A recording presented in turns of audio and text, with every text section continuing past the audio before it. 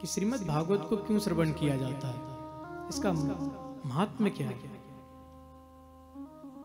क्योंकि देखिए मैं आपको बताऊं, ये जो पहले दूसरे तीसरे दिन की जो चर्चाएं होती हैं, ये ज्ञान की चर्चाएं होती हैं। बैठे बैठे कई बार बोरिंग लगता होगा आपको भी कि अरे क्या चल रहा है, फिर देखिए उत्सव मनाएंगे बाद में, लेकिन ये ज्ञान भी जरूरी है। क्योंकि हम सभी भागवत के माध्यम से ज्ञान को ही अर्जित करने के लिए तो बैठे हैं। हे प्रभु, हम सभी अंधकार से घिरे हुए हैं, कृपया प्रकाश के माध्यम से हम सभी को सही मार्ग दिखाइए। इसलिए तो हम ग्रंथ का सहारा ले रहे हैं।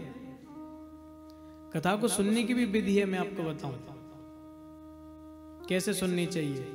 4 प्रकार के श्रोता भी बताए। कैसे बोले, एक होते हैं अवर श्रोता, एक होते हैं प्रवर श्रोता। प्रवर श्रोता कौन कौन से बोले, चातक, हंस, मीन और सुख। ये बढ़िया श्रोता है, इस तरीके से कथा सुननी चाहिए। अवर श्रोता तो हम है नहीं है, तो फिर सुनने की क्या आवश्यकता, या बताएं आपको। अच्छा, ये वो श्रोता होते हैं कथा में बैठे हैं। अरे व्यास जी का तिलक आज थोड़ा टेढ़ा लगा हुआ है, दोष ढूंढ रहे हैं व्यासपीठ में। एक लाइट और होती ऊपर से तो थोड़ा फोकस अच्छा पड़ता, बढ़िया दिखाई देते। दूसरी श्रेणी के ऐसे लोग होते हैं जो बैठे बैठे विचार कर रहे हैं कि ओहो 3 बजे हुए हैं, अभी 6 बज जाएंगे तो प्रसाद मिलेगा। आज जाने प्रसाद में क्या हुआ, कल तो मिश्री बांट दी थी।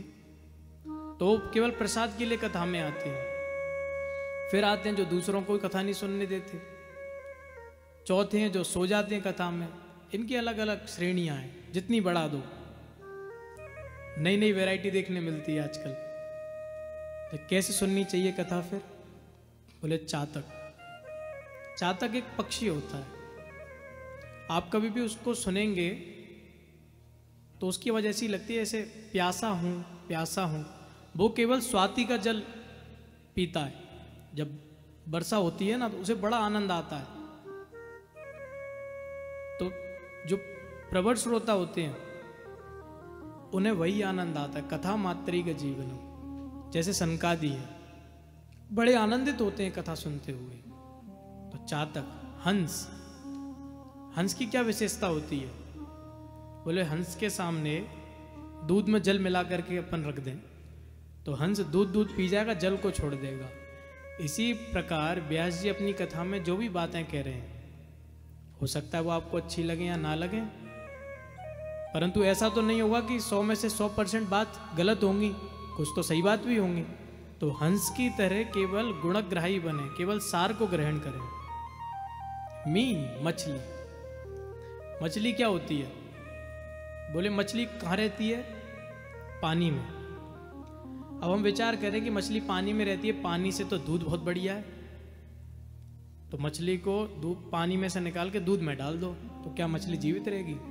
नहीं। इसी प्रकार भागवत में बैठे जो श्रोता होते हैं, जब कथा में बैठे हुए हैं तो हो उनके पास फोन आए कि भाई 10 लाख रुपए का काम है, फटाफट आ जाओ, तुम्हें बहुत मुनाफा होगा, परंतु नहीं, उस समय वो केवल अपना पूरा ध्यान, पूरा मन कथा में लगाते हैं।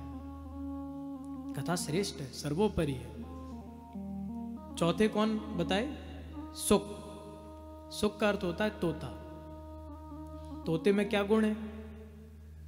तोते में गुण है कि उसे जो कुछ भी रटाया जाए उसे याद हो जाता है। इसी प्रकार हम सबको कथा श्रवण करनी चाहिए। हम जो कथा में जो श्रवण कर रहे हैं, अरे भाई 100 में से 100% कथा तो याद नहीं हो सकती, हमको ही वर्षों लग जाते हैं पढ़ते पढ़ते, और आजीवन नहीं पढ़ सकते पूरी, परंतु कुछ बात तो ऐसी हो जो हमको याद रहे। मैं खुद अगर व्यक्तिगत बताऊं तो मैंने कई बार ऐसा देखा पिताजी की कथा में कि बड़े गंभीरता से सुन रहे हैं। कथा पूर्ण हुई, महाराज जी आज की कथा बहुत बहुत सुंदर, बहुत बढ़िया हुई, तो ऐसे ही उनसे हास्य परिहास करते हुए पूछ लिया, अच्छा क्या अच्छा लगा ये बताओ। अरे वो एक दृष्टांत दिया था वो बहुत अच्छा था। अच्छा वो सब छोड़ो, ये बताओ कि कथा में आज प्रसंग क्या था, क्या क्या सुना। अब वो तो महाराज जैसे विशेष ध्यान नहीं, लेकिन सब बढ़िया था। भजन बहुत अच्छे थे, तो भजन तो पूरे पूरे याद हैं, लेकिन कथा से कोई दूर दूर तक कोई मतलब नहीं।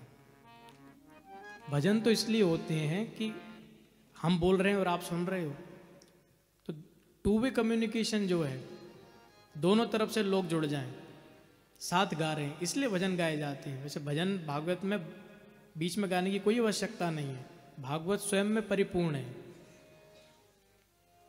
तो सज्जनों, आज के प्रसंग की ओर बढ़ते हुए, कल हम सभी ने भागवत के प्रथम मंगलाचरण को श्रवण किया।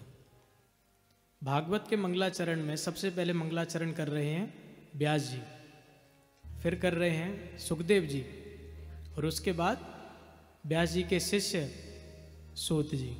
आइए भागवत जी को प्रणाम करते हुए आज के प्रसंग में चलते हैं।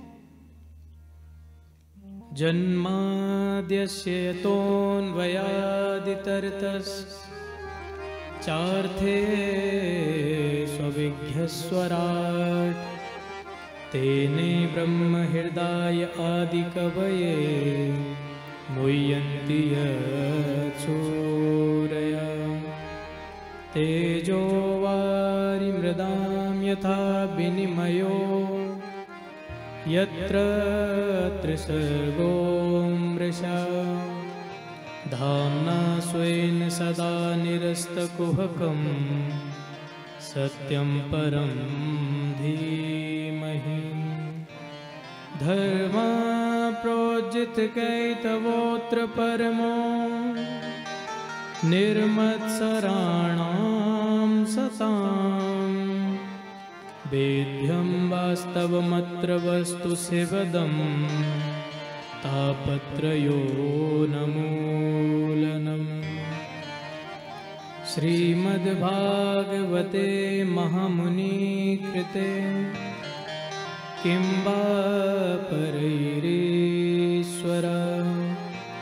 सद्यो हृद्यवरुध्यतेऽत्र कृतभिः शुश्रूषवेस्तक्षणा निगमकल्पतरोर्गलितं फलं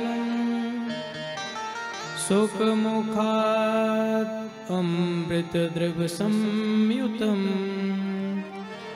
पिबत भागवतं रसमालयम् मुहुरहो रसिका भुवि भावुका।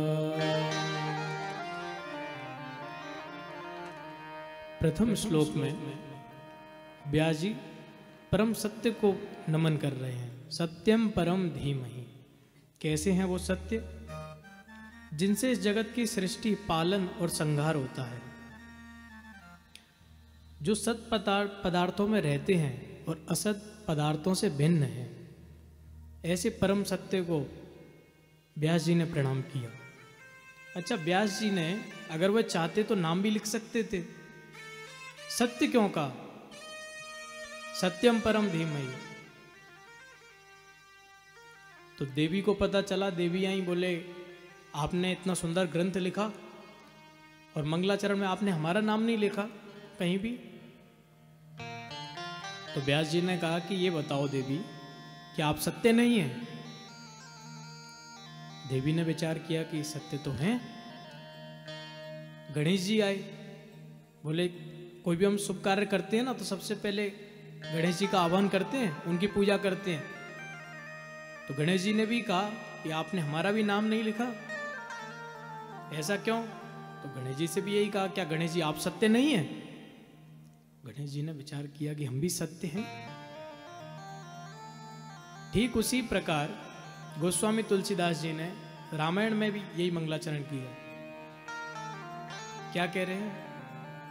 बोले सिया राम मैं सब जग जानी, सिया राम सब जग जानी, करहूं प्रणाम जोर जोग पानी, करहूं प्रणाम जोर जोग पानी। गोस्वामी जी ने भी सारे संसार को सियामयी जान करके सबको प्रणाम किया।